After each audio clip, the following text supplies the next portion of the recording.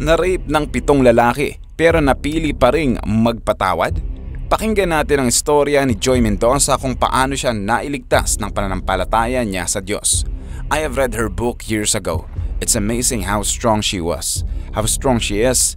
I cried my eyes out. Her faith is really inspiring.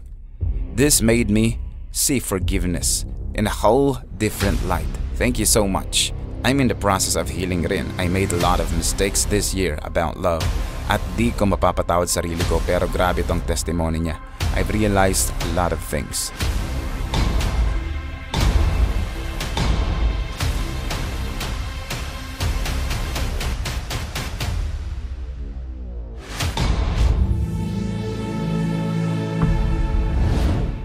Welcome back, Kalam. Ngayon ay pag-uusapan natin kung paano napatawad ni Joy Mendoza ang mga taong nang abuso at nanamantala sa kanya sa kanyang murang edad.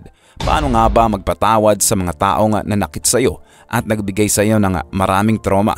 Hanggang saan natin dadalhin at pananampalataya natin sa Diyos? Hanggang kailan natin kayang maniwala sa Kanya? Ano nga ba ang tunay na definisyon ng salitang pagpapatawad? Ano ang analysis natin sa kwentong ito? Simulan na natin. Si Joy Tan Chi Mendoza ay asawa ni Eric Mendoza at kasal na sila for 20 years. Mayroon silang 6 na anak. Siya rin ay isang kilalang author at ipinablish ang libro niyang When a Good God Allows Rape. Noong 2015, isa rin siyang blogger, homeschooler, preschooler, inspirational speaker, spiritual leader at isang active counselor sa mga babaeng naging biktima ng sexual abuse.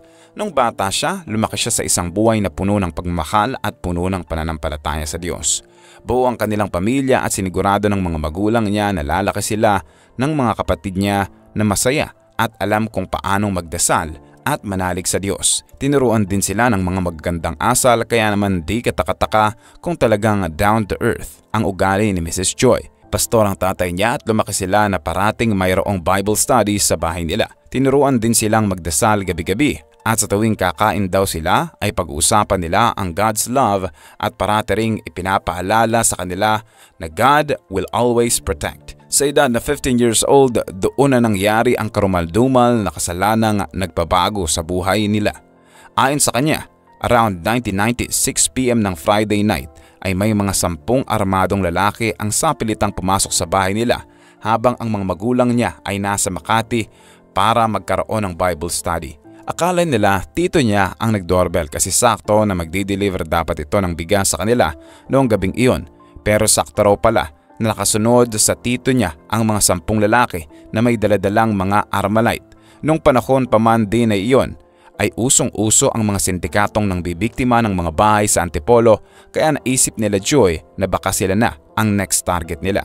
Mayroon silang halos 10 aso na nakabantay sa bahay pero hindi nila napansin o narinig na tumatakol ang mga aso. Nagkaroon na ng instinct si Joy na may kakaibang nangyayari kaya nagdasal siya sa Diyos na kung tama man ang hinala niya ay sana protektahan pa rin sila.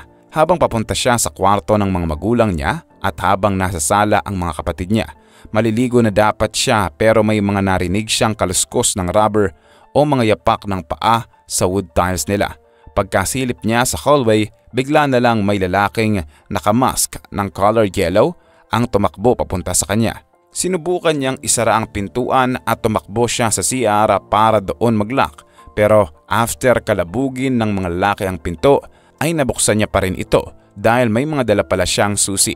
Nakasuot lang siya ng towel that time kasi maliligo nga dapat siya. Pagpasok ng lalaki ay meron pala siyang dalang baril. Tinanong ng lalaki asan yung mga pera ng magulang niya.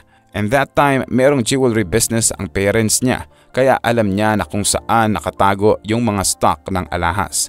Eventually, tinuro niya sa lalaki na saan dahil nadala na rin siya ng sobrang takot. Akala niya babarilin na siya kasi nakatutok ang baril sa kanya pero way lang pala ng lalaki yon para iheras siya habang nasa banyo pa rin. Doon na siya umpisang halayin at pinagpasapasahan pa siya ng iba't ibang mga lalaki sa iba't ibang mga kwarto ng sarili nilang bahay. Parang high at nakainom pa yung mga lalaki tapos pagbibihisin at pagbabanlawin pa siya ng katawan bago ipasa sa ibang lalaki. Imagine kung sa'yo nangyari ito, grabe ano mafe-feel mo. This can't be real, yun ang nasa isip niya. kasi hindi na siya makapaniwala sa mga nangyayari. Pero tandang-tanda niya na sinaad pa niya that time yung Psalm 23, "The Lord is my shepherd, I shall not want," while they were assaulting her. Tanda niya pa noong 9 years old siya ay pinagkaloob na niya ang puso niya sa Diyos. Kaya nasa isip niya that time na kung papatayin man siya, alam niya kung saan siya mapupunta.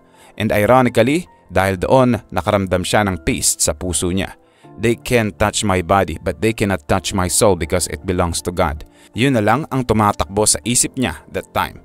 Then after siya i-rape, parang pinagkatiwalaan pa siya ng lalaki kasi after siya i-rape, inutusan pa siya ng mga lalaki na i-check yung pinto nung may nag-doorbell. Kaibigan niya pala yung nag-doorbell tapos di niya in-expect na pati kaibigan niya i-rape. To make it short, ni-rape si Joy ng 7 lalaki, ni-rape ang isa niyang kaibigan ng 3 lalaki. At ang isa na mga kaibigan niya ay inabuso pero di ni-rape kasi may regla siya that time. Ang mga kaibigan niya ay mga missionaries na kano at hindi talaga nakatira sa Pilipinas. Nakakaya lalo dahil hindi naman sila taga rito pero na-experience pa nila yon. After silang pagsamantalahan, dumalaw din that night ang magulang ng isa niyang kaibigan para kamustahin sila pero binulungan niya na may mga magnanakaw sa loob ng bahay tapos sumigaw na, "Okay bye, see you later," para hindi mahalata ng mga magnanakaw. Pagbalik niya sa bahay, nagalit ang mga magnanakaw sa kanya kasi akala niya ay sinabi niya doon sa magulang ng kaibigan niya ang sitwasyon nila sa loob. Kaya sinabihan niya na papatayin na sila kasama ang kaibigan niya. Eventually, pinilit ng mga magnanakaw ang tito at pamilya ng tito niya na ipag-drive sila somewhere para makatakas. Pero thank God at hindi naman ipinahamak ng mga magnanakaw ang tito niya at pamilya nito. Noong nangyari ito, ang nasa bahay lamang ay ang 3 nakababatang kapatid ni Joy at wala ang kuya niya.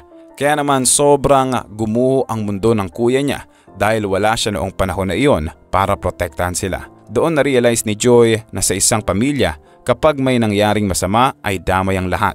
Lahat apektado kasi lahat ay naapektuhan ng trauma at dapat lahat din sila ay mahila sa sakit na dulot ng pangyayari.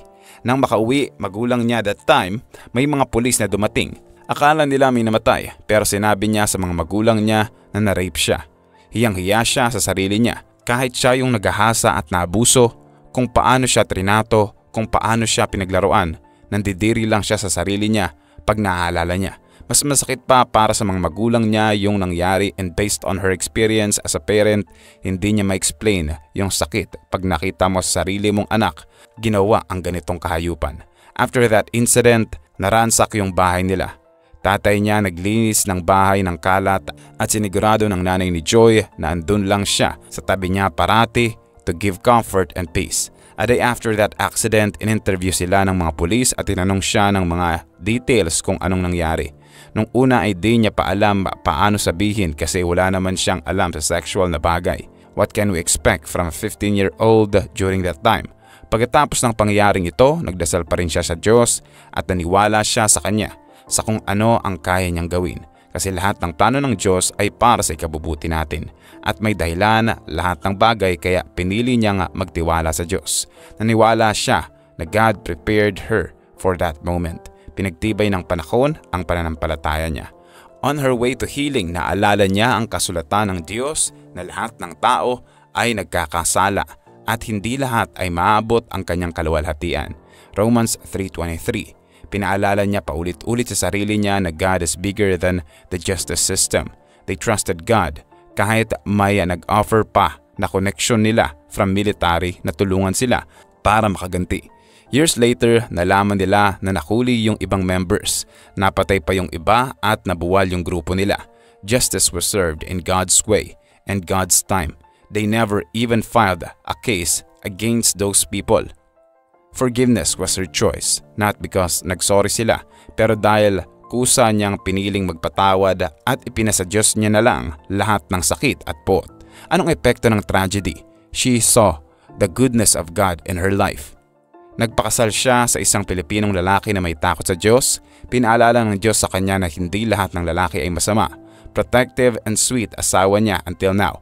Gusto pa noon ng asawa niya magpakasal sa virgin kasi virgin siya, pero tinanggap niya si Joy wholeheartedly. Pinaalala rin ni Joy sa ating lahat na when we go through hard things, it's not because God wants to break us, because He wants to bless us.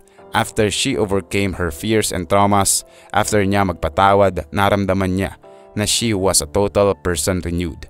Nagkaroon pa siya ng chance mag-minister sa mga babae at naikwento niya ang story niya to inspire other women.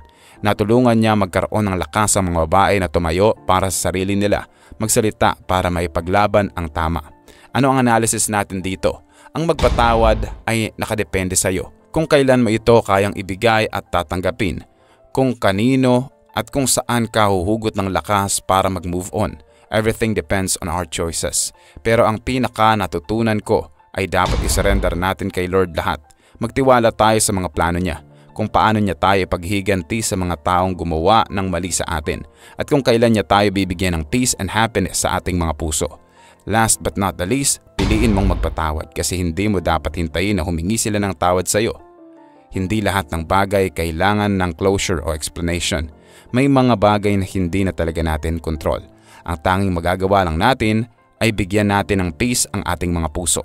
Tandaan nyo, tayo lang ang makakahanap sa daan natin patungong kaligayahan at makakarating lang tayo doon kung may tiwala tayo sa Diyos at sa sarili natin.